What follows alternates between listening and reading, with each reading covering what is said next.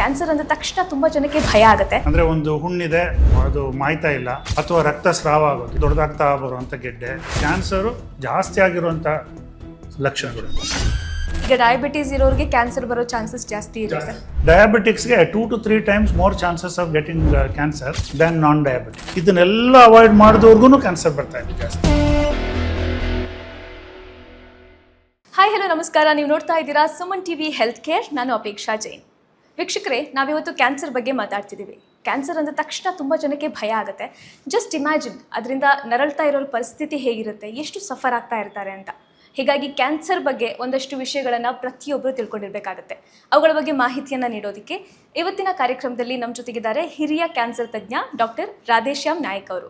Sir, ಕಾರ್ಯಕ್ರಮಕ್ಕೆ ಸ್ವಾಗತ. ನಮಸ್ಕಾರ. ಕ್ಯಾನ್ಸರ್ನ ದೊಡ್ಡ ಸವಾಲು ಅಂತ ಹೇಳಿದ್ರೆ ಅದು ಇನಿಷಿಯಲ್ ಡೇಸಲ್ಲಿ ಗೊತ್ತಾಗೋದಿಲ್ಲ. ಸೆಕೆಂಡ್ ಸ್ಟೇಜ್ ನಂತರ ಯೂಶ್ವಲಿ ಕೆಲವೊಂದು ಸಿಂಪ್ಟಮ್ಸ್ ಕಾಣಿಸ್ಕೊಳ್ಳುತ್ತೆ, ಜನಕ್ಕೆ ಗೊತ್ತಾಗುತ್ತೆ, ಡಯಾಗ್ನೋಸಿಸ್ಗೆ ಹೋಗ್ತಾರೆ.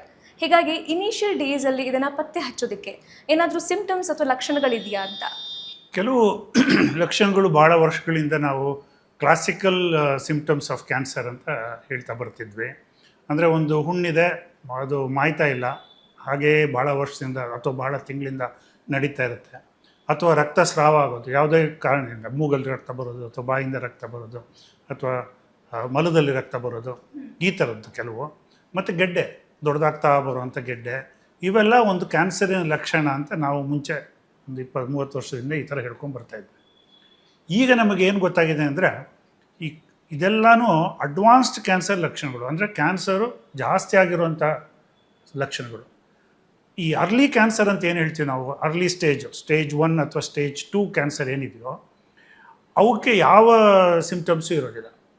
ಸೊ ಯಾವ ತೊಂದರೆನೂ ಇರೋದಿಲ್ಲ, ಅವರು ಆರಾಮಾಗಿರ್ತಾರೆ. ಸೊ ಆವಾಗ ಏನು ಮಾಡ್ತಾರೆ, ಅವರು ಜಾಸ್ತಿ ಆದಮೇಲೆ ಡಾಕ್ಟ್ರ್ ಹತ್ರ ಹೋಗ್ತಾರೆ. ಅದರಿಂದಾಗಿ ನಮ್ಮ ಕ್ಯಾನ್ಸರ್ದು ಸ್ಟೇಜ್ 3 ಅಥವಾ ಸ್ಟೇಜ್ 4 ನಾವು ಡಯಾಗ್ನೋಸ್ ಮಾಡ್ತಾ ಇರ್ತೀವಿ. ಈ ಅರ್ಲಿ ಸ್ಟೇಜಲ್ಲಿ ಮಾಡಬೇಕು ಅಂತ ಹೇಳಿದ್ರೆ ಒಂದೇ ಮೆಥಡು, ಸ್ಕ್ರೀನಿಂಗ್. ಸೊ ನಾವು ಏನೂ ಇಲ್ಲದೆ ಇದ್ದಾಗಲೂ ಡಾಕ್ಟ್ರ್ ಹತ್ರ ಹೋಗಿದ್ದೇನೆ, ಸ್ಕ್ಯಾನ್ಗಳು ಮಾಡಿಸ್ಕೊಳ್ಳೋದು, ಎಕ್ಸ್ರೇಗಳು ಮಾಡಿಸ್ಕೊಳ್ಳೋದು, ಕೆಲವು ಬ್ಲಡ್ ಟೆಸ್ಟ್ಗಳು ಮಾಡಿಸ್ಕೊಳ್ಳೋದು, ಇದೆಲ್ಲ ಮಾಡಿದಾಗ ಕ್ಯಾನ್ಸರು ಸ್ವಲ್ಪ ಬೇಗ ಗೊತ್ತಾಗುತ್ತೆ. ಈ ಕ್ಯಾನ್ಸರ್ ಸ್ಕ್ರೀನಿಂಗ್ ಅಂತ ಹೇಳಿದ್ರಲ್ಲ ಡಾಕ್ಟರ್, ಇದು ಎಲ್ಲರೂ ಮಾಡಿಸ್ಕೊಳ್ಳೋ ಅವಶ್ಯಕತೆ ಇದೆಯಾ ಅಥವಾ ಹೇಗೆ ಅಂತ? ಮುಂಚೆ ನಾವೇನು ಹೇಳ್ತಾ ಇದ್ವಿ ಅಂದರೆ 40 ವರ್ಷ ಆದಮೇಲಿಂದ ಮಾತ್ರ ಸ್ಕ್ರೀನಿಂಗ್ ಮಾಡಿದ್ರೆ ಸಾಕು ಅಂತ ಒಂದು ಹೇಳ್ತಾ ಇದ್ವಿ. ಎರಡನೇದು, ಕೆಲವು ಫೀಚರ್ಸ್ ಇದ್ದರೆ, ಈಗ ಫಾರ್ ಎಕ್ಸಾಂಪಲ್ ಸ್ಮೋಕಿಂಗ್ ಮಾಡ್ತಾ ಇದ್ದರೆ ನಾವು ಬಾಯಿ ಕ್ಯಾನ್ಸರ್ ಟ್ರೈ ಮಾಡ್ತೀವಿ, CT ಸ್ಕ್ಯಾನ್ ಚೆಸ್ಟ್ ಮಾಡಿಬಿಟ್ಟು ಅಲ್ಲಿ ಕ್ಯಾನ್ಸರ್ ಇದೆಯಾ ಅಂತ ನೋಡ್ತೀವಿ. ಕೆಲವರು ದಪ್ಪ ಇರ್ತಾರೆ, ದಪ್ಪ ಇದ್ದವ್ರಿಗೆ ಕೆಲವು ಕ್ಯಾನ್ಸರ್ಸ್ ಬರುತ್ತೆ. ಈ ಥರ ಏನೇನು ಅವರಲ್ಲಿ ಏನೇನು ಲಕ್ಷಣಗಳಿದೆ ಅದನ್ನು ನೋಡಿಕೊಂಡು ಇವ್ರಿಗೆ ಸ್ಕ್ರೀನ್ ಮಾಡಬೇಕು ಅಂತ ಮಾಡ್ತಾಯಿದ್ವಿ. ಫ್ಯಾಮಿಲಿ ಹಿಸ್ಟ್ರಿ ಇದ್ದವ್ರಿಗೆ, ಒಂದೇ ಫ್ಯಾಮಿಲಿ ಅಂದರೆ 3-4 ಜನ ಕ್ಯಾನ್ಸರ್ ಇದ್ದರೆ ಅಥವಾ 3-4 ಜನರೇಷನ್ಸಲ್ಲಿ ಕ್ಯಾನ್ಸರ್ ಇದ್ದರೆ ಅವ್ರಿಗೊಂಥರ ಮಾಡ್ತಿದ್ವಿ. ಸ್ಮೋಕಿಂಗ್ ಮಾಡೋರಿಗೆ, ದಪ್ಪ ಇರೋರಿಗೆ, ವೈರಲ್ ಇನ್ಫೆಕ್ಷನ್ ಆದವ್ರು, ಹೆಪಟೈಟಿಸ್ B ಇನ್ಫೆಕ್ಷನ್ ಇದ್ದಾಗ ಲಿವರ್ ಕ್ಯಾನ್ಸರ್ ಬರೋದು, ಇವೆಲ್ಲ ಇತ್ತು. ಬಟ್ ಈಗ ಏನಾಗ್ಬಿಟ್ಟಿದೆ ಅಂತೇಳಿದ್ರೆ, ನಮ್ಮ ಈ ಅಟ್ಮಾಸ್ಫಿಯರ್ ಎಷ್ಟು ಕ್ಯಾನ್ಸರು ಜನಕ್ಕೆ ಆಗಿಬಿಟ್ಟಿದೆ ಅಂತ ಹೇಳಿದ್ರೆ, ಏರ್ ಪೊಲ್ಯೂಷನ್, ಗಾಳಿ ಪೊಲ್ಯೂಷನ್ ಆಗಿಬಿಟ್ಟಿದೆ, ನೀರು ಪೊಲ್ಯೂಟ್ ಆಗಿಬಿಟ್ಟಿದೆ, ನಮ್ಮ ಆಹಾರ ಪೊಲ್ಯೂಟ್ ಆಗಿಬಿಟ್ಟಿದೆ, ಎಲ್ಲ ಕಡೆ ಕೆಮಿಕಲ್ಸು, ಪ್ಲಾಸ್ಟಿಕ್ಸು, ಮೈಕ್ರೋ ಪ್ಲಾಸ್ಟಿಕ್ಸ್ ಅಂತ ಎಲ್ಲರ ದೇಹದಲ್ಲಿ ಸೇರ್ಕೊಂಡ್ಬಿಟ್ಟಿದೆ, ಹೆವಿ ಮೆಟಲ್ಸ್ ಸೇರ್ಕೊಂಡ್ಬಿಟ್ಟಿದೆ. ಇದರಿಂದಾಗಿ ನಾವೀಗ 15 ವರ್ಷದ್ದು 13 ವರ್ಷದ್ದು ಮಕ್ಕಳಲ್ಲೂ ಕ್ಯಾನ್ಸರ್ ನೋಡ್ತಾ ಇದ್ದೀವಿ. ಯಾವುದು ನಮಗೆ 40 ವರ್ಷ ಆದಮೇಲೆ ಕಾಣಿಸ್ಕೊತಾ ಇತ್ತೋ ಅದೀಗ 20 ವರ್ಷದಲ್ಲಿ 15 ವರ್ಷದಲ್ಲಿ ಕಾಣಿಸ್ಕೊಳ್ತಾ ಇದೆ. ಇದರಿಂದಾಗಿ ಈಗೇನಾಗಿದೆ ಅಂತ ಹೇಳಿದ್ರೆ ಎಲ್ಲರೂ ಮಾಡಿಸ್ಕೋಬೇಕು ಅನ್ನೋ ಥರ ಆಗ್ಬಿಟ್ಟಿದೆ, ಅಟ್ಲೀಸ್ಟ್ ನಮ್ಮ ದೇಶದಲ್ಲಿ. ಯಾಕಂದರೆ ನಾವು ಹುಟ್ಟಿದ ಮಕ್ಕಳಿಂದ ಹಿಡಿದು 100 ವರ್ಷದ ತನಕನೂ ಕ್ಯಾನ್ಸರ್ಗಳು ನೋಡ್ತಾ ಇದ್ದೀವಿ. ಅದರಿಂದಾಗಿ ಇವ್ರು 40 ವರ್ಷ ಆದಮೇಲೆ ಮಾಡಿ, 50 ವರ್ಷ ಆದಮೇಲೆ ಮಾಡಿ ಅನ್ನೋದು ಕಷ್ಟ ಆಗ್ಬಿಟ್ಟಿದೆ. ಹೇಳ್ತೀವಿ, ಆದ್ರೂ ಈಗ ಫಾರ್ ಎಕ್ಸಾಂಪಲ್ ಬ್ರೆಸ್ಟ್ ಕ್ಯಾನ್ಸರು, ಅದಕ್ಕೆ ಸ್ಕ್ರೀನಿಂಗ್ ಮಾಡುವಾಗ ಮ್ಯಾಮೋಗ್ರಾಮ್ ಶುರು ಮಾಡಿ 40 ವರ್ಷಕ್ಕೆ ಶುರು ಮಾಡ್ಕೊಳ್ಳಿ, ಮತ್ತು ಒಂದು 2 ಅಥವಾ 3 ವರ್ಷಕ್ಕೊಂದ್ಸಲ ಮಾಡಿಸ್ಕೊಂಡು ಹೋಗಿ ಅಂತ ಹೇಳ್ತೀವಿ ನಾವು. ಬಟ್ ಆದರೆ ಈಗ ನಾವು 40 ವರ್ಷಕ್ಕಿಂತ ಕಡಿಮೆ ಇರೋದು ಸುಮಾರು ಕ್ಯಾನ್ಸರ್ಸ್ ನೋಡ್ತಾ ಇದ್ದೀವಿ. ಅದರಿಂದಾಗಿ ಈಗ ಯಾರಿಗೆ ಬರುತ್ತೆ ಯಾರಿಗೆ ಬರೋಲ್ಲ ಅನ್ನೋದೇ ಒಂಥರ ಕಷ್ಟ ಆಗಿಬಿಟ್ಟಿದೆ ಹೇಳುವಂಥದ್ದು. ಈಗ at present most common kind of cancer ಅಂದರೆ ಯಾವುದು doctor? Head and neck cancer ಅಂತ ಹೇಳ್ತೀವಿ ನಾವು. ಮುಖ ಮತ್ತು ಕತ್ತಿನ ಈ ಕ್ಯಾನ್ಸರು, ಬಾಯಿ, ಈ ಕ್ಯಾನ್ಸರು ಮ್ಯಾಕ್ಸಿಮಮ್ ಇದೆ ಇಂಡಿಯಾದಲ್ಲಿ. ಬ್ರೆಸ್ಟ್ ಕ್ಯಾನ್ಸರ್ಸು ಫೀಮೇಲ್ಸಲ್ಲಿ ನಂಬರ್ 1 ಆಗಿಬಿಟ್ಟಿದೆ ಈಗ. ಮತ್ತು ಸರ್ವಿಕ್ಸ್ ಕ್ಯಾನ್ಸರ್, ಗರ್ಭಕೋಶದ ಕ್ಯಾನ್ಸರು, ಅದು ಕಾಮನ್ ಇದೆ. ಸೊ ಇದು 3 ಕಾಮನ್ನು. ಬಟ್ ಈಗ ಜನ ಸ್ಮೋಕಿಂಗ್ ಮಾಡೋದ್ರಿಂದ, ಆಲ್ಕೋಹಾಲ್ ಎಲ್ಲ ಜಾಸ್ತಿ ತೊಗೊಳೋದ್ರಿಂದ, ಮಾಂಸ ಜಾಸ್ತಿ ತಿನ್ನೋದ್ರಿಂದ ಬೇರೆ ಕ್ಯಾನ್ಸರ್ಗಳು, ದೊಡ್ಡ ಕರುಳಿನ cancer, cancer of the colon ಅಂತ ಹೇಳ್ತೀವಿ, ಅದು ಜಾಸ್ತಿ ಆಗಿಬಿಟ್ಟಿದೆ. ಸ್ಟೊಮಕ್ ಕ್ಯಾನ್ಸರು ಇದೆ ತುಂಬ. ಪ್ಯಾಂಕ್ರಿಯಾಟಿಕ್ ಕ್ಯಾನ್ಸರ್ ಜಾಸ್ತಿ ಆಗ್ತಾಯಿದೆ. ಪ್ರಾಸ್ಟೇಟ್ ಗ್ಲ್ಯಾಂಡ್ ಇರುತ್ತೆ ಮೇಲ್ಸಲ್ಲಿ, ಅದು ಕ್ಯಾನ್ಸರ್ ಜಾಸ್ತಿ ಆಗ್ತಾಯಿದೆ. ಸೊ ನಮ್ಮ ಕ್ಲಾಸಿಕಲ್ಲಾಗಿ ಒಂದು 3-4 ಕ್ಯಾನ್ಸರ್ ನಮ್ಮ ದೇಶದಲ್ಲಿ ಜಾಸ್ತಿ ಇತ್ತು, ಅದು ಇದೆ. ಅದ್ರ ಜೊತೆಗೆ ನಮ್ಮದು ಹೊಸ ಕ್ಯಾನ್ಸರ್ಗಳು ಸೇರ್ಕೊತಾ ಇದ್ದಾವೆ. ಸೇರ್ಕೊಂಡ್ಬಿಟ್ಟಿದೆ. ನೀವು ಹೊಸ ಕ್ಯಾನ್ಸರ್ ಅಂತಿದ್ದ ಹಾಗೆ ನೆನಪಾಯಿತು. ನಾನು ರೀಸೆಂಟಾಗಿ ಒಂದು ಆರ್ಟಿಕಲ್ ಓದಿದೆ, ಈ ಸೀರೆ ಕ್ಯಾನ್ಸರ್ ಅಂತ. ಅಂದರೆ ಸೀರೆ ಉಡ್ತಾರಲ್ಲ ಹೆಣ್ಮಕ್ಳು, ಆ ಜಾಗದಲ್ಲಿ ಸೀರೆನ ಬಿಗಿಯಾಗಿ ಕಟ್ಟೋದ್ರಿಂದ ಅಲ್ಲಿ ಗಾಯಗಳಾಗಿ ಹುಣ್ಣಾಗಿ ಕ್ಯಾನ್ಸರ್ ಆಗುತ್ತೆ ಅಂತ. ಸೊ ಬೀಯಿಂಗ್ ಆನ್ಕೊಲಜಿಸ್ಟ್ ನೀವೇನು ಹೇಳ್ತೀರಾ ಸರ್ ಇದ್ರ ಬಗ್ಗೆ? ತುಂಬ ರೇರ್ ಕಾಸ್ ಅಂತವೆಲ್ಲ. Okay. Much more important causes other things, ಎಲ್ಲರಿಗೂ ಗೊತ್ತಿರೋವಂಥದ್ದು. Smoking for example, alcohol, obesity ಅಂದರೆ ದೇಹದಲ್ಲಿ ಫ್ಯಾಟ್ ತುಂಬಿಕೊಳ್ಳೋದು. ಫ್ಯಾಟ್ ತುಂಬಿದ ತಕ್ಷಣ ಒಂದು 20 ಡಿಫರೆಂಟ್ ಕ್ಯಾನ್ಸರ್ಸ್ ಜಾಸ್ತಿ ಆಗಿಬಿಡುತ್ತೆ. ಸೊ ಇದೆಲ್ಲ, ಮತ್ತು ಕೆಲವು ಇನ್ಫೆಕ್ಷನ್ಸ್, ಹೆಪಟೈಟಿಸ್ ಬಿ, ಸಿ, ಅವೆಲ್ಲನೂ. HPV ಅಂತ ಹೆಂಗಸರಲ್ಲಿ HPV ವೈರಲ್ ಕ್ಯಾನ್ಸರ್ ಸ್ವಲ್ಪ ಜಾಸ್ತಿ ಇದೆ. ಬಟ್ ಇದಕ್ಕಿಂತ ಎಲ್ಲ ಜಾಸ್ತಿ ಐ ಥಿಂಕ್ ಈಗಿರೋ ಇದು ಕ್ಲಾಸಿಕಲ್ ಕಾಸಸ್, ನಮ್ಮ ಮುಂಚಿಂದ ಗೊತ್ತಿದ್ದ ಕಾರಣಗಳು, ಇವೆಲ್ಲ ಮುಂಚಿಂದನೂ ಇದ್ದವು. ಇವನ್ನೆಲ್ಲ ಅವಾಯ್ಡ್ ಮಾಡಿ ನಾವೆಲ್ಲರಿಗೂ ಅಡ್ವೈಸ್ ಕೊಡ್ತಾ ಇದ್ವಿ. ಈಗ ಇದನ್ನೆಲ್ಲ ಅವಾಯ್ಡ್ ಮಾಡಿದವ್ರಿಗೂ ಕ್ಯಾನ್ಸರ್ ಬರ್ತಾ ಇದೆ ಜಾಸ್ತಿ. ಹೌದು.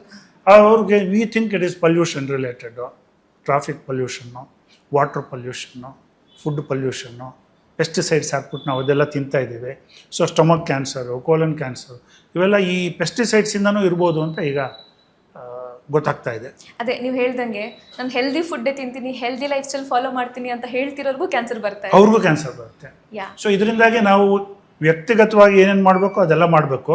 But government also should ಇಂಟರ್ವ್ಯೂನ್ and say okay, pesticides use ಮಾಡೋಂಗಿಲ್ಲ, ಈ ಥರ ಪೊಲ್ಯೂಷನ್, ನೀರಿನ ಪೊಲ್ಯೂಷನ್ ಇಂಡಸ್ಟ್ರೀಸ್ ಮಾಡೋಂಗಿಲ್ಲ. ಈ ನೀರಲ್ಲಿ ಈಗ for example benzene, rubber industries ಸುಮ್ಮನೆ ಬಿಟ್ಬಿಡ್ತಾರೆ ಹೊರಗಡೆ. ಸೊ ನಮ್ಮ ground water is contaminated with benzene. ಆ ಬೆನ್ಸಿನಲ್ಲಿ ಬೇರೆ ಬೇರೆ ಕ್ಯಾನ್ಸರ್ಸ್ ಬರುತ್ತೆ. ಅಕ್ಯೂಟ್ ಮೈಲಾಯ್ಡ್ ಲ್ಯುಕೀಮಿಯಾ ಅಂತ ಒಂದು ಬ್ಲಡ್ ಕ್ಯಾನ್ಸರ್ ಇದೆ, ಅದು ರಿಲೇಟೆಡ್ ಟು ದ್ಯಾಟ್. ಒಂದು ಹಿಂದೆ ಒಂದು ವಿಲೇಜಲ್ಲಿ ಒಂದೇ ಬಾವಿಯಿಂದ ನೀರು ಸೇದ್ಕೊಂಡು ಜನ ಇದು ಮಾಡ್ತಾರೆ. ಆ ಜಾಗದಿಂದನೇ ಒಂದು 4 ಬ್ಲಡ್ ಕ್ಯಾನ್ಸರ್ಸ್ ಬೇರೆ ಬೇರೆ ಫ್ಯಾಮಿಲಿನಲ್ಲಿ ನೋಡಿದ್ದೀವಿ ನಾವು. ಈ ಥರ ಈ ಹೊಸ ಪೊಲ್ಯೂಷನ್, ಮ್ಯಾನ್ ಮೇಡ್ ಕ್ಯಾನ್ಸರ್ಸ್ ಜಾಸ್ತಿ ಆಗಿಬಿಟ್ಟಿದೆ. Okay. When it comes to women, so ತುಂಬ ಹೆಲ್ತ್ನ ನೆಗ್ಲೆಕ್ಟ್ ಮಾಡ್ತಾರೆ, ಎಸ್ಪೆಷಲಿ ಈ ಥರ ಕ್ಯಾನ್ಸರ್ ಸ್ಕ್ರೀನಿಂಗ್ ಎಲ್ಲ ದೂರದ ಮಾತು, ಹೋಗಿ ಮಾಡಿಸ್ಕೊಳ್ಳೋದೆಲ್ಲ. ಸೊ ವಿಮೆನಲ್ಲಿ ಯಾವ್ಯಾವ ರೀತಿ ಕ್ಯಾನ್ಸರ್ಗಳಿಗೆ ಜಾಸ್ತಿಯಾಗಿ ಕಾಣಿಸ್ಕೊಳ್ತಿದೆ ಆ್ಯಂಡ್ ಯಾವ ರೀತಿ ಸ್ಕ್ರೀನಿಂಗ್ಗಳು ಮಾಡ್ಕೋಬೇಕಾಗತ್ತೆ ಅಂತ? ಕೆಲವು ಕ್ಯಾನ್ಸರ್ಸು ಹೆಂಗಸರಲ್ಲಿ ಮತ್ತು ಗಂಡಸರಲ್ಲಿ ಇಬ್ಬರಲ್ಲೂ ಬರುವಂಥ ಕಾಮನ್ ಕ್ಯಾನ್ಸರ್ಸ್ ತುಂಬ ಇದೆ. Brain cancer, lung cancer, liver cancer, intestinal cancer, ಅವೆಲ್ಲ ಜನರು. ಬರೀ ಹೆಂಗಸರಲ್ಲಿ ಮಾತ್ರ ಜಾಸ್ತಿಯಾಗಿ ಬರುವಂಥ ಕ್ಯಾನ್ಸರು ಸ್ತನದ cancer, breast cancer, uterine cancer, cervix cancer, ಇವೆಲ್ಲ ಕೆಲವು, ಓವೇರಿಯನ್ ಕ್ಯಾನ್ಸರು, ಇಂಥವು ಹೆಂಗಸರಲ್ಲಿ ಬರುತ್ತೆ ಜಾಸ್ತಿ. ಈ ಹೆಂಗಸರಿಗೆ ಅಂತಲೇ ಕೆಲವು ಇದನ್ನು ಮಾಡಿದ್ದಾರೆ. ಫಾರ್ ಎಕ್ಸಾಂಪಲ್ ಬ್ರೆಸ್ಟ್ ಕ್ಯಾನ್ಸರ್ಗೆ ಮ್ಯಾಮೋಗ್ರಾಮ್ ಟೆಸ್ಟ್ ಮಾಡೋದು, ಅಲ್ಟ್ರಾಸೌಂಡ್ ಅದು ಬ್ರೆಸ್ಟ್ ಮಾಡೋದು, ಇವೆಲ್ಲ ಮಾಡಿದಾಗ ನಾವು ಕ್ಲಿನಿಕಲ್ ಎಕ್ಸಾಮಿನೇಷನಲ್ಲಿ ಕಂಡುಹಿಡಿಬೇಕಾದ್ರೆ ಆ ಗೆಡ್ಡೆ ಒಂದು 3 ಸೆಂಟಿಮೀಟ್ರ್ ಮೇಲೆ ಇರಬೇಕಾಗತ್ತೆ. ವೆರಾಸ್ ಅದು 2 ಸೆಂಟಿಮೀಟ್ರ್ ಅಥವಾ 1 ಸೆಂಟಿಮೀಟ್ರ್ ಇದ್ರೂ, ಇನ್ನೂ ಕಮ್ಮಿ ಇದ್ರೂ ಮ್ಯಾಮೋಗ್ರಾಮದ ಗೊತ್ತಾಗ್ಬಿಡುತ್ತೆ. ಸೊ ಅಲ್ಟ್ರಾಸೌಂಡಲ್ಲಿ ಗೊತ್ತಾಗುತ್ತೆ. ಸೊ ಹೀಗೆ ಈ ಎರಡನ್ನು ಸೇರಿಸ್ಬಿಟ್ಟು early diagnosis of cancer, so that cure rates are very high ಅಂತ ಅವ್ರು ಕಂಡಿಡಿದು ಕ್ಯೂರ್ ಮಾಡ್ಬಿಡ್ಬೋದು ಅಂತ. ಇದು ಸೆಕೆಂಡ್ರಿ ಪ್ರಿವೆನ್ಷನ್ ಅಂತೀವಿ. ಅಂದರೆ ಸಣ್ಣ ಕ್ಯಾನ್ಸರ್ ಬರೋವಾಗ ನಾವು ಕಂಡುಹಿಡಿತೀವಿ ಅಂತ. ಪ್ರೈಮರಿ ಪ್ರಿವೆನ್ಷನ್ ಅನ್ನೋದು ಮೋರ್ ಇಂಪಾರ್ಟೆಂಟ್. ಅದರಂದರೆ ಕ್ಯಾನ್ಸರೇ ಬರದೇ ಇರೋ ಥರ ಮಾಡ್ತೀವಿ ಅಂತ. ಪ್ರಿವೆನ್ಷನ್ ಅಂದರೆ ಅದರಲ್ಲಿ ಒಬಿಸಿಟಿ ಬರೋಂಗಿಲ್ಲ, ನೀವು ಈಸ್ಟ್ರೋಜನ್ ಪಿಲ್ಸು ಅದು ಇದು ತೊಗೊಳ್ಳೋಂಗಿಲ್ಲ, ಮೀಟ್ ಕನ್ಸಂಪ್ಷನ್, ಇದು ಮಾಂಸ ತಿನ್ನೋದು ಕಮ್ಮಿ ಮಾಡಬೇಕು, ಸಸ್ಯಾಹಾರ ಜಾಸ್ತಿ ಮಾಡಬೇಕು, ಎಕ್ಸಸೈಸ್ ಜಾಸ್ತಿ ಮಾಡಬೇಕು, ಇವೆಲ್ಲನೂ ಅದರಲ್ಲಿ ಬರುತ್ತೆ ಪ್ರೈಮರಿ ಪ್ರಿವೆನ್ಷನ್. ಸೊ ಇದು ಎರಡೂ ಮಾಡಬೇಕಾಗತ್ತೆ, ಪ್ರೈಮರಿ ಪ್ರಿವೆನ್ಷನ್, ಸೆಕೆಂಡ್ರಿ ಪ್ರಿವೆನ್ಷನ್. ಇಷ್ಟು ಮಾಡಿದ್ರೂ ಸಾಲದು, we should also clean our environment, ಇದು ಇದೆ. ಓಕೆ. ಇನ್ನು ಆಹಾರ ಪದ್ಧತಿ ಬಗ್ಗೆ ಮಾತಾಡೋದಾದರೆ ಅದು ತಿಂದರೆ ಕ್ಯಾನ್ಸರ್ ಬರುತ್ತೆ, ಇದು ತಿಂದರೆ ಕ್ಯಾನ್ಸರ್ ಬರುತ್ತೆ ಅಂತ ಕೇಳ್ತಾನೆ ಇರ್ತೀವಿ ಪ್ರತಿದಿನ. ಸೊ ಅದರಲ್ಲೂ ತುಂಬ ಪಾಪ್ಯುಲರ್ ಆಗ್ತಿರೋದು ಇತ್ತೀಚೆಗೆ ಅಂದರೆ ಶುಗರ್ ಫೀಡ್ಸ್ ಕ್ಯಾನ್ಸರ್ ಸೆಲ್ಸ್ ಅಂತ. ಕ್ಯಾನ್ಸರ್ ಜೀವಕೋಶಗಳಿಗೆ ಶುಗರ್ ಆಹಾರ ಉತ್ಪತ್ತಿ ಮಾಡುತ್ತೆ ಅಂತ ಹೇಳೋ ರೀತಿ ಸರ್. ಸೊ ನೀವೇನು ಹೇಳ್ತೀರಾ, ಶುಗರಿಂದ ಕ್ಯಾನ್ಸರ್ ಬರುತ್ತಾ ಅಂತ? ನಾವು ಇದನ್ನು ಏನು ಮಾಡ್ತೀವಿ ಅಂತ ಹೇಳಿದ್ರೆ 3 ಒಟ್ಟುಗೂಡಿಸ್ತೀವಿ. ಒಂದು ಎಕ್ಸಸೈಸ್, ಎರಡನೇದು ಡಯಟ್, ಮೂರನೇದು all the habits which we have. For example alcohol. ಈಗ ನೀವು ಮಾಂಸ ತಿಂತೀರ, ಅದ್ರ ಜೊತೆಗೆ ಆಲ್ಕೋಹಾಲ್ ಕುಡಿಯೋದು, ಅಥವಾ ಸಸ್ಯಾಹಾರ ತಿಂದ್ರೂ ಆಲ್ಕೋಹಾಲ್ ತಗೊಳ್ಳೋದು, ಇವು ಈ 3 ಸೇರಿಕೊಂಡಾಗ this the maximum number of ಇದು. ಇದರಲ್ಲಿ ನಮಗೆ exercise definitely is related to about 15% to 20% of the cancers. ಅಂದರೆ ಎಕ್ಸಸೈಸ್ ಕಮ್ಮಿ ಆದಷ್ಟು ಕ್ಯಾನ್ಸರ್ ಜಾಸ್ತಿ. ಓಕೆ. ಬಟ್ ಇದರಲ್ಲಿ ಒಬಿಸಿಟಿ ಅನ್ನೋದು ಒಂದು ಬರುತ್ತೆ. ಸೊ ಒಬಿಸಿಟಿನಲ್ಲಿ ಫ್ಯಾಟ್ ಜಾಸ್ತಿ ತುಂಬಿಕೊಳ್ಳುತ್ತೆ.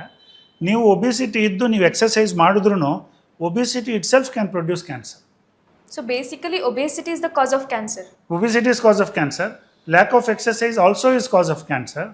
And bad food also is there. For example, animal meat ತುಂಬ ತಿನ್ನೋದು, ಅದನ್ನು ಫ್ರೈ ಮಾಡಿಬಿಟ್ಟು ತಿನ್ನೋದು, ಅನಿಮಲ್ ಫ್ಯಾಟು, ಆಮೇಲೆ ತುಂಬ ಕಾರ್ಬೋಹೈಡ್ರೇಟ್ಸ್ ತಿನ್ನೋದು, ಇಷ್ಟಿಷ್ಟನ್ನು ತಿನ್ನೋದು ಫಾರ್ ಎಕ್ಸಾಂಪಲ್. ಸೊ ಕಾರ್ಬೋಹೈಡ್ರೇಟ್ಸ್ನ ನಾವು ತುಂಬ ಜಾಸ್ತಿನೂ ತಿನ್ನಬಾರ್ದು. ಕಾರ್ಬೋಹೈಡ್ರೇಟ್ಸ್, ಫ್ಯಾಟ್ಸ್, ಪ್ರೋಟೀನ್ಸ್ ಒಂದು ಸಮತೋಲನದಲ್ಲಿ ಇರಬೇಕು. ಓಕೆ.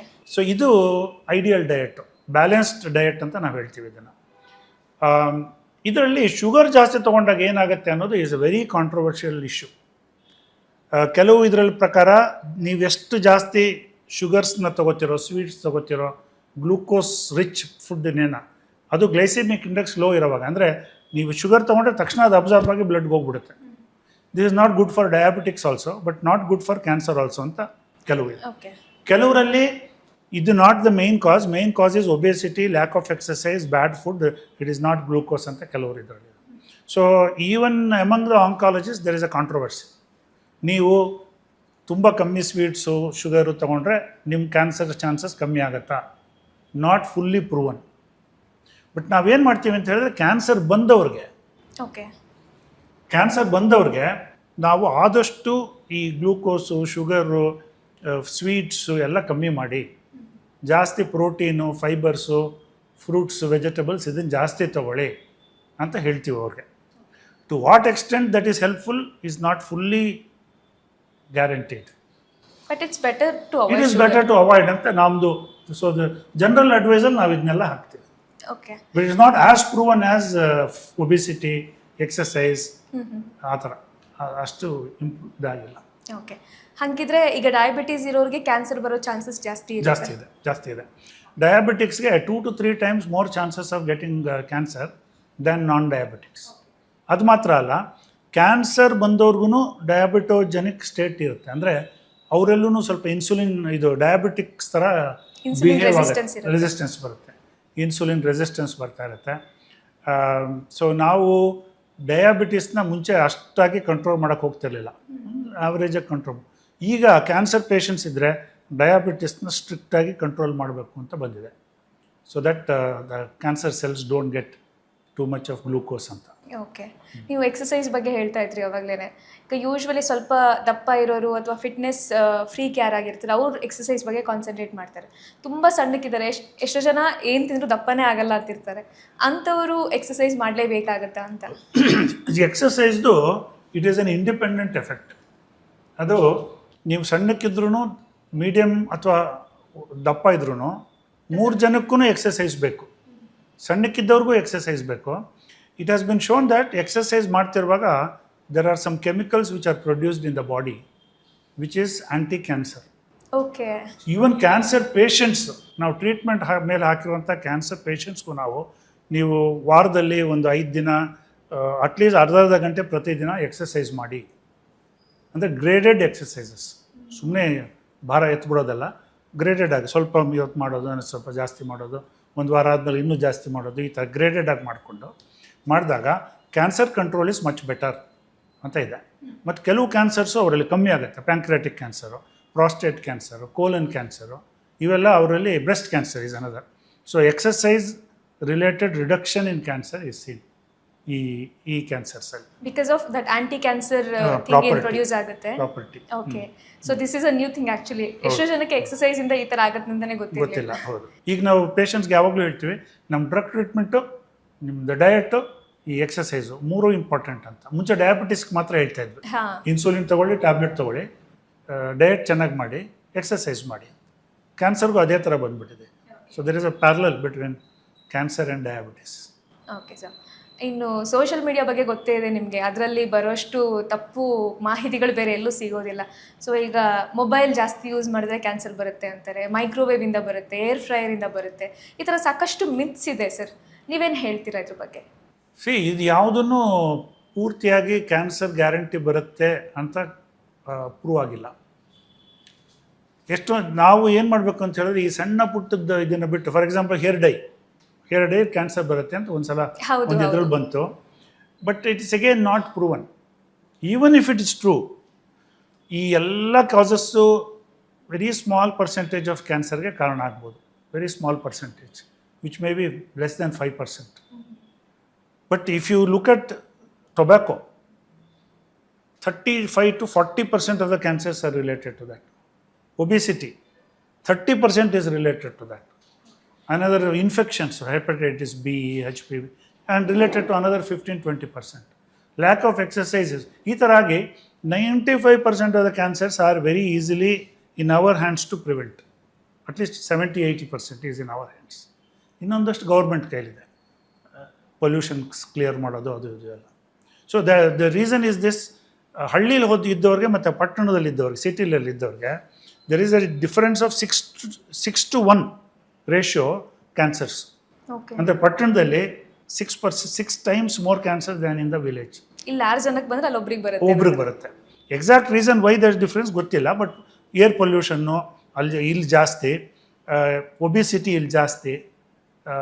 ಅಲ್ಲಾದರೆ ಅಟ್ಲೀಸ್ಟ್ ಸ್ವಲ್ಪ ಆದರೂ ಕೆಲಸ ಮಾಡಬೇಕಾಗುತ್ತೆ, ಎಕ್ಸಸೈಸು ಅವೆಲ್ಲ ಅಲ್ಲಿರುತ್ತೆ. ಸೊ ಅದಿರ್ಬೋದು ಅಂತ ಅಂದ್ಕೊಂಡಿದ್ದಾರೆ. ಓಕೆ ಸರ್, ಇನ್ನು ಸಾಕಷ್ಟು ಬ್ರ್ಯಾಂಡ್ಸ್ ಅಥವಾ ಪ್ರಾಡಕ್ಟ್ಸ್ ಕ್ಲೇಮ್ ಮಾಡ್ತವೆ, ಅಂದರೆ ನಮ್ಮದು ನ್ಯಾಚುರಲ್ ಪ್ರಾಡಕ್ಟ್ ಅಥವಾ ನ್ಯಾಚುರಲ್ ರೆಮಿಡೀಸು, ಇದರಿಂದ ನಿಮಗೆ ಕ್ಯಾನ್ಸರ್ ಗುಣ ಆಗುತ್ತೆ ಅಂತ. ಸೊ ತುಂಬ ಜನ ಇದನ್ನೇ ನಂಬಿ ಮೋಸ ಹೋಗ್ತಾರೆ, ನ್ಯಾಚುರಲ್ ಆಗಿ ಮನೇಲೆ ನಾವು ಕ್ಯೂರ್ ಮಾಡ್ಕೊಳ್ಳೋಣ ಅಂತ. ನೀವೇನು ಹೇಳ್ತೀರಾ ಸರ್, ಈ ಥರ ನ್ಯಾಚುರಲ್ ವೇಸಲ್ಲಿ ಕ್ಯೂರ್ ಮಾಡ್ಕೊಳಕ್ಕಾಗುತ್ತಾ ಕ್ಯಾನ್ಸರ್ನ ಅಂತ? ಸಿ ಆ ಪ್ರಾಬ್ಲಮ್ ಅಂದರೆ ನ್ಯಾಚುರಲ್ ಇದರಲ್ಲಿ ಇವ್ರು ಏನು ಮಾಡಿರ್ತಾರೆ, ನಾನು ಒಂದು ಎಕ್ಸಾಂಪಲ್ ಹೇಳೋದಾದರೆ, ಈ ಒಂದು ಪ್ರಾಡಕ್ಟ್ ತೊಗೊಂಡಿರ್ತಾರೆ, ಆ ಪ್ರಾಡಕ್ಟ್ನ ಅವರು ಸೆಲ್ ಕಲ್ಚರಲ್ಲಿ, ಕ್ಯಾನ್ಸರ್ ಸೆಲ್ ಕಲ್ಚರಲ್ಲಿ ಹಾಕ್ಬಿಟ್ಟು, ಆ ಕಲ್ಚರಲ್ಲಿ ಒಂದು ಸೆಲ್ ಸತ್ತೋಗ್ಬಿಟ್ರೆ ಇದು ಆ್ಯಂಟಿ ಕ್ಯಾನ್ಸರ್ ಸಬ್ಸ್ಟೆನ್ಸು ತೊಗೊಳ್ಳಿ ಅಂತ ಪ್ರಚಾರ ಮಾಡೋಕ್ಕೆ ಶುರು ಮಾಡ್ತಾರೆ.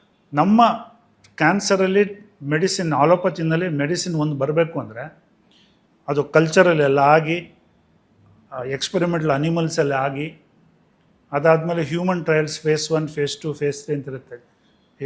ಈ ಕ್ಯಾನ್ಸರ್ ಪೇಷಂಟ್ಸ್ಗೆ ಬೇರೆ ಎಲ್ಲ ಮುಗಿದೋಗಿದೆ ಅಂದಾಗ ಅವರಲ್ಲಿ ಟ್ರೈ ಮಾಡಿ ನೋಡ್ತಾರೆ ಇದೇನೋ ವರ್ಕ್ ಆಗುತ್ತೆ. ಈ ಥರ ಎಲ್ಲ ಆಗಿ ಒಂದು 10-15 ವರ್ಷ ಸರ್ಚ್ ನಡೆಯುತ್ತದು ಫುಲ್ಲು. ಆಮೇಲೆ ಅದು ಮಾರ್ಕೆಟಿಗೆ ರಿಲೀಸ್ ಆಗುತ್ತೆ, ಅಪ್ರೂವ್ ಆಗಿ. ಓಕೆ, ಈ ಥರದ್ದು ಯಾವುದೂ ಇದರಲ್ಲಿ ಆಗಿರಲ್ಲ. So 99.9% of these claims are wrong. ದುಡ್ಡು ಮಾಡೋಕ್ಕಾಗಿ ಮಾಡಿರ್ತಾರೆ, ಜನಗಳಿಗೆ ಮೋಸ ಮಾಡ್ತಿರ್ತಾರೆ. ಅದನ್ನು ನಂಬಿ ಜನ ಕೆಲವರು ಮೋಸ ಹೋಗ್ತಾರೆ, ಸುಮಾರು ಜನ ಮೋಸ ಹೋಗ್ತಾರೆ. But majority of the times ಏನಾಗುತ್ತೆ, ನಮ್ಮ ಟ್ರೀಟ್ಮೆಂಟು ತೊಗೋತಾ ಇರ್ತಾರೆ, ಇದನ್ನು ತೊಗೋತಾ ಇರ್ತಾರೆ. ಹೀಗೆ ನಮಗೆ ಅದ್ರ ಮಧ್ಯದಲ್ಲಿ ಏನಾದರೂ ಇಂಟರಾಕ್ಷನ್ ಇದೆಯಾ, ನಮ್ಮ ಟ್ರೀಟ್ಮೆಂಟ್ ಎಫೆಕ್ಟಿವ್ನೆಸ್ ಕಮ್ಮಿ ಮಾಡುತ್ತಾ, ಅಥವಾ ಎರಡೂ ಸೇರ್ಕೊಂಡು ಏನಾದ್ರು ಸೈಡ್ ಎಫೆಕ್ಟ್ಸ್ ಜಾಸ್ತಿ ಆಗುತ್ತಾ, ಇದು ನಮಗೆ ಗೊತ್ತಿರಲ್ಲ. ಕೆಲವರು ನಮ್ಮ ಹತ್ರ ಹೇಳ್ತಾರೆ, ಕೆಲವರು ಹೇಳ್ದೇನೆ ತೊಗೋತಾ ಇರ್ತಾರೆ. ಸೊ ಇದೊಂದು ಪ್ರಾಬ್ಲಮ್. ಈಗ ಸರ್, ಕ್ಯಾನ್ಸರ್ ಡಿಟೆಕ್ಟ್ ಆಯಿತು ಅಂದ ತಕ್ಷಣ ತುಂಬ ಜನ ಪ್ಯಾನಿಕ್ ಆಗ್ತಾರೆ, ಭಯ ಬೀಳ್ತಾರೆ, ನನ್ನ ಲೈಫೇ ಮುಗ್ದೋಯ್ತು ಅಂತ ಅಂದ್ಕೊಳ್ಳೋಕೆ ಶುರು ಮಾಡ್ತಾರೆ. ಸೊ ಫಸ್ಟ್ ಸ್ಟೆಪ್ ಏನು ಮಾಡಬೇಕು ಡಿಟೆಕ್ಟ್ ಆದ ತಕ್ಷಣ? ಫಸ್ಟು ಅವರು ಹೋಗಿದ್ದೇನೆ ಒಂದು ಒಳ್ಳೆ ಆಂಕಾಲಜಿಸ್ಟ್ ಹತ್ರ ಸಲಹೆ ತೊಗೋಬೇಕು. ಫಸ್ಟ್ ಅವತ್ತು ಹೋಗಿ ಇದೆಲ್ಲ ಡಿಸ್ಕ್ರೈಬ್ ಇದು ಮಾಡಿದ್ಮೇಲೆ ಅವರು ಈ ಕ್ಯಾನ್ಸರ್ ಅಂತ ಒಂದು ಫಸ್ಟ್ ಗ್ಯಾರಂಟಿ ಮಾಡ್ಕೋತಾರೆ. ಬಯಾಪ್ಸಿ ಎಲ್ಲ ಮಾಡಿ, ಎಲ್ಲೆಲ್ಲಿ ಸ್ಪ್ರೆಡ್ ಆಗಿದೆ ಅಂತ ಸ್ಕ್ಯಾನು ಎಲ್ಲ ಮಾಡಿಬಿಟ್ಟು, ಪೆಟ್ ಸ್ಕ್ಯಾನು ಅದೆಲ್ಲ ಮಾಡಿ, ಈ ಕ್ಯಾನ್ಸರು ಎಲ್ಲೆಲ್ಲಿ ಸ್ಪ್ರೆಡ್ ಆಗಿದೆ, ಯಾವ ಸ್ಟೇಜ್ 1, 2, 3, 4 ಅದರಲ್ಲೂ ಸಬ್ ಡಿವಿಷನ್ಸ್ ಇರುತ್ತೆ, ಅದು ಫಿಕ್ಸ್ ಮಾಡ್ತಾರೆ. ನಿಮ್ಮ ಸ್ಟೇಜ್ 2B, ಸ್ಟೇಜ್ 3C ಅಂತೇನೋ ಒಂದು ಕೊಡ್ತಾರೆ. ಆಮೇಲೆ ನಿಮಗೆ ಆ ಸ್ಟೇಜಿಗೆ ಬಂದಾಗ ನಿಮಗೆ ಕ್ಯಾನ್ಸರು ಕ್ಯೂರ್ ಆಗುವಂಥ ಚಾನ್ಸಸ್ ಎಷ್ಟು ಅನ್ನೋದನ್ನು ಹೇಳ್ತಾರೆ. ಓಕೆ, ಆಮೇಲೆ ನಿಮ್ಮ ಬೇರೆ ಆರ್ಗನ್ಸ್ ಎಲ್ಲ ಸರಿ ಇದೆಯಾ, ನಮ್ಮ ಟ್ರೀಟ್ಮೆಂಟ್ ತಡ್ಕೋಬೇಕು. ಕ್ಯಾನ್ಸರ್ ಟ್ರೀಟ್ಮೆಂಟ್ ಅಂದರೆ ನಿಮ್ಮ ಆರ್ಗನ್ಸ್ ಚೆನ್ನಾಗಿರ್ಬೇಕು, ಹಾರ್ಟ್ ಚೆನ್ನಾಗಿರ್ಬೇಕು, ಲಂಗ್ ಚೆನ್ನಾಗಿರ್ಬೇಕು, ಲಿವರ್ ಚೆನ್ನಾಗಿರ್ಬೇಕು, ಅದೆಲ್ಲ ಟೆಸ್ಟ್ ಮಾಡಿ ನೋಡ್ತಾರೆ. ಆಮೇಲೆ ಟ್ರೀಟ್ಮೆಂಟ್ ಶುರು ಮಾಡ್ತಾರೆ. ಸೊ ಸರ್ಜರಿ, ರೇಡಿಯೇಷನ್ನು, ಕೀಮೊಥೆರಪಿ, ಈಗ ತುಂಬ ಒಳ್ಳೊಳ್ಳೆ ಡ್ರಗ್ಸ್ ಬಂದಿದೆ. ಇಮ್ಯುನೊಥೆರಪಿ, ಟಾರ್ಗೆಟೆಡ್ ಟ್ರೀಟ್ಮೆಂಟು ಅಂತೆಲ್ಲ ಬೇರೆ ಬೇರೆ ಡ್ರಗ್ಸ್ ಬಂದಿದೆ. ದುಡ್ಡು ಸ್ವಲ್ಪ ಇಟ್ ಈಸ್ ಎಕ್ಸ್ಪೆನ್ಸಿವ್, ಬಟ್ ಕರೆಕ್ಟಾಗಿ ಟ್ರೀಟ್ಮೆಂಟ್ ತೊಗೊಂಡ್ರೆ 30 ವರ್ಷದಿಂದ ನಾವು ಏನೇನು ನೋಡ್ತಾ ಇದ್ವಿ ಈಗ ನೋಡಿದ್ರೆ, ಆವಾಗ 6 ತಿಂಗಳು ಬದುಕಿದವರು ಈಗ 10 ವರ್ಷ ಬದುಕ್ತಾರೆ. That is what I was about to ask. ಅಂದ್ರೆ ಈಗ ಕ್ಯಾನ್ಸರ್ ಬಂತು ಅಂದ ತಕ್ಷಣ ಹೆದ್ರುಕೊಳ್ಳೋದು ಸತ್ತೇ ಹೋಗ್ತಾರೆ ಅಂತ ತುಂಬಾ ಜನ ಅನ್ಕೊಂಡಿರ್ತಾರೆ, ಮಾಡ್ಬೇಕಾಗಿದೆ. ಲೈಫಲ್ಲಿ ಎಂಡ್ ಆಯ್ತು ಅಂತ. ಸೊ ಏನೇನು ಅಡ್ವಾನ್ಸ್ಮೆಂಟ್ಗಳು ಬಂದಿದೆ ಅಂತ ಸರ್? ತುಂಬ ಅಡ್ವಾನ್ಸ್ಗಳು. ಮುಂಚೆ ಸರ್ಜರಿ ಮಾಡೋಕ್ಕೆ ನಾವು ದೊಡ್ಡ ಸರ್ಜರಿಗಳು ಮಾಡಬೇಕಾಗ್ತಿತ್ತು. ಈಗ ಸರ್ಜರಿಗೆ ಮುಂಚೆ ನಾವು ಸಿಸ್ಟಮಿಕ್ ಟ್ರೀಟ್ಮೆಂಟ್ ಅಂತೀವಿ, ಕೀಮೊಥೆರಪಿ, ಇಮ್ಯುನೊಥೆರಪಿ ಅವೆಲ್ಲ ಕೊಟ್ಟು ದೊಡ್ಡ ಟ್ಯೂಮರ್ನ ಸಣ್ಣದಾಗಿ ಶ್ರಿಂಕ್ ಮಾಡಿಬಿಡ್ತೀವಿ, ಆಮೇಲೆ ಸಣ್ಣ ಸರ್ಜರಿ ಮಾಡ್ತೀವಿ. ಸೊ ಅದೊಂದು ಬಂದಿದೆ.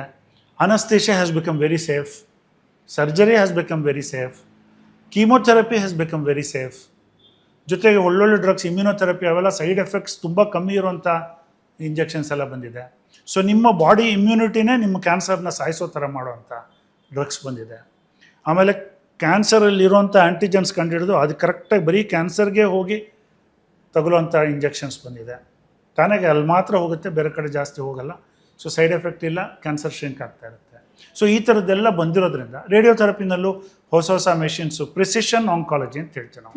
ಅಂದರೆ ಎಕ್ಸಾಕ್ಟ್ ಕ್ಯಾನ್ಸರ್ಗೆ ಮಾತ್ರ ಹೊಡೆಯೋದು, ನಾರ್ಮಲ್ ಸೆಲ್ಸಿಗೆ ಸೈಡ್ ಎಫೆಕ್ಟ್ಸ್ ಆಗದೆ ಇರೋದು. ಈ ಥರದ್ದೆಲ್ಲ ಟ್ರೀಟ್ಮೆಂಟ್ಸ್ ಬಂದಿರೋದ್ರಿಂದ only problem is majority of the things are new, ಅದು ಎಕ್ಸ್ಪೆನ್ಸಿವ್. ನಿಮ್ಗೆ ಇನ್ಶೂರೆನ್ಸು ಅದು ಇದು ಇದ್ದರೆ ಅಥವಾ ದುಡ್ಡು ಚೆನ್ನಾಗಿ ಕೈಯಲ್ಲಿದ್ದರೆ this is the best time to have cancer. Okay.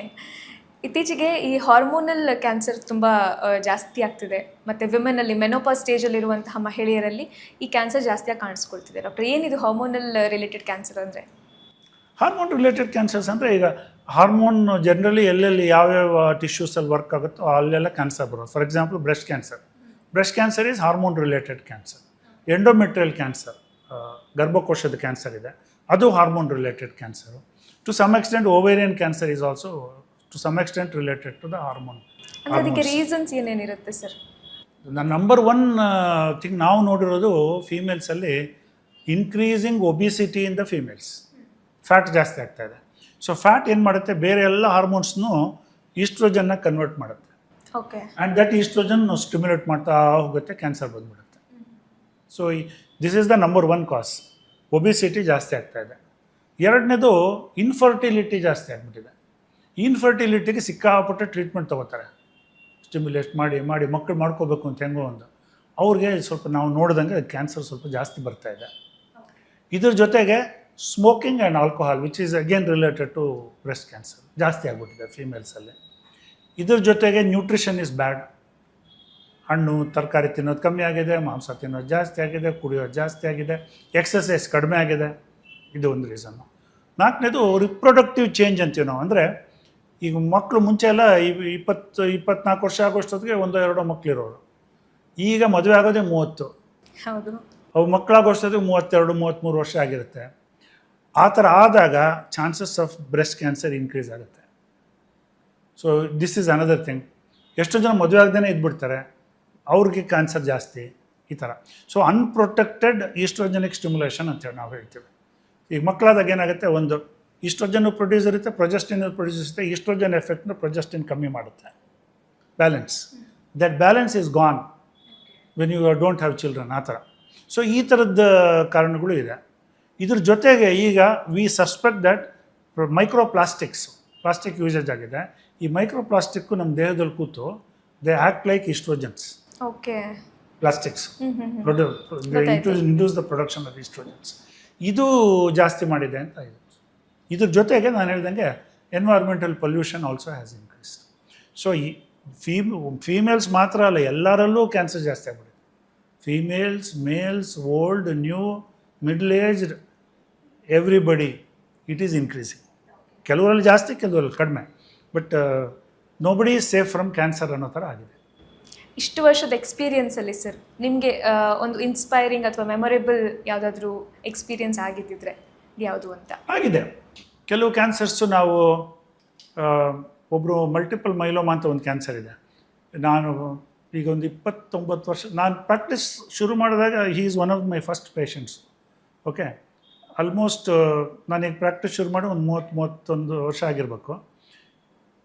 ಅವರು ಕ್ಯಾನ್ಸರ್ ನಾನು ಕಂಟ್ರೋಲ್ ಮಾಡಿ 29 ವರ್ಷ ಆಯಿತು. ನಾನು ಹಿ still alive and he comes. So ಇಂಥದ್ದು ಎಕ್ಸಾಂಪಲ್ಗಳು ಇದ್ದಾವೆ. ಒಂದು ಬ್ಲಡ್ ಕ್ಯಾನ್ಸರು ಒಂದು ಹುಡುಗ ಬಂದಿದ್ದ. ಅವನು ಬಂದಾಗ 7 ವರ್ಷ ಇತ್ತು ಅವನಿಗೆ. ನಾನು ಅವಾಗ ಇನ್ನೊಂದು ಹಾಸ್ಪಿಟಲಲ್ಲಿದ್ದೆ. ಅವನ್ನ ಪೂರ್ತಿ ಟ್ರೀಟ್ ಮಾಡಿ ಕ್ಯೂರ್ ಆಯಿತು ಅವನು.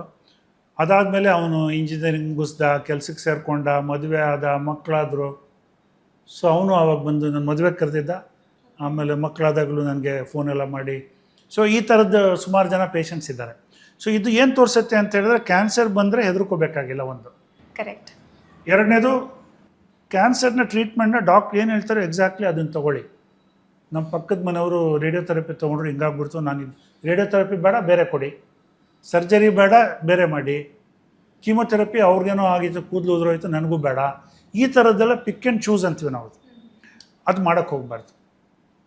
ಈ ಕಾಯಿಲೆಗೆ ಏನು ಬೇಕೋ ಅದನ್ನು ಅವ್ರು ಹೇಳ್ತಾರೆ, ಅಷ್ಟನ್ನು ಕರೆಕ್ಟಾಗಿ ತೊಗೊಂಡ್ರೆ. ಎರಡನೇದು, ಡಾಕ್ಟ್ರ್ ಶಾಪಿಂಗ್ 10 ಕಡೆ ತೊಗೋತಾರೆ ಒಪಿನಿಯನ್ನು, ಸೆಕೆಂಡ್ ಒಪಿನಿಯನ್, ಅದನ್ನೆಲ್ಲ ಆ್ಯಡ್ ಮಾಡಿ 10ರಿಂದ ಡಿವೈಡ್ ಮಾಡ್ತಾರೆ. ಆಮೇಲೆ ಅದು ಲೆಕ್ಕ ಅಂತ ನಿಜ ಅಂತ ಅವ್ರ ಲೆಕ್ಕ. This is the most dangerous thing. And ಎಷ್ಟೋ ಜನ ಆನ್ಕಾಲಜಿಸ್ಟ್ ಹತ್ರ ಹೋಗ್ದೇನೆ ಇನ್ನೆಲ್ಲ ಬೇರೆ ಡಾಕ್ಟರ್ ಹತ್ರ ಹೋಗ್ಬಿಟ್ಟಿರ್ತಾರೆ. ಸೊ ಈ ಥರದ್ದು ಒಂದು 2-3 ಇದನ್ನು ಬಿಟ್ಟರೆ ಜನ, I am too much getting into social media ಇದೆಲ್ಲ, ಅದನ್ನೆಲ್ಲ ಅಡ್ವೈಸ್ ತೊಗೊಳಕ್ಕೆ ಹೋಗ್ಬಾರ್ದು. ಆ ಥರ ಆದರೆ ಈಗ ಐ ಥಿಂಕ್ ಕ್ಯಾನ್ಸರ್ ಬಂದ್ರೂ ಓಕೆ. ಇದು worrying thing is cancer incidence ಜಾಸ್ತಿ ಆಗ್ತಾಯಿದೆ. ಬಟ್ ಕ್ಯಾನ್ಸರ್ ಬಂದಾಗ ಹೆಂಗೆ ಕಂಟ್ರೋಲ್ ಮಾಡ್ತೀವಿ, that has improved by miles. ಅದು ಚೆನ್ನಾಗಾಗಿದೆ. Okay sir. ಸೊ ಕ್ಯಾನ್ಸರ್ನ ಯಾವ ರೀತಿ ನಾವು ತಡೆಗಟ್ಬೋದು ಆ್ಯಂಡ್ ನಿಮ್ಮ ಎಕ್ಸ್ಪೀರಿಯನ್ಸ್ ಯಾವ ರೀತಿ ಇತ್ತು ಪೇಷಂಟ್ಗಳ ಜೊತೆ ಅದನ್ನೆಲ್ಲ ಸಾಕಷ್ಟು ಸರಳವಾಗಿ ಸ್ಪಷ್ಟವಾಗಿ ತಿಳಿಸಿಕೊಟ್ರಿ ಸರ್. ಧನ್ಯವಾದ. Thank you. ನಮಸ್ತೆ ವೀಕ್ಷಕರೇ, ಇದಾಗಿತ್ತು ಈ ಹೊತ್ತಿನ ವಿಶೇಷ. ನೋಡ್ತಾ ಇರಿ Suman TV Kannada health care.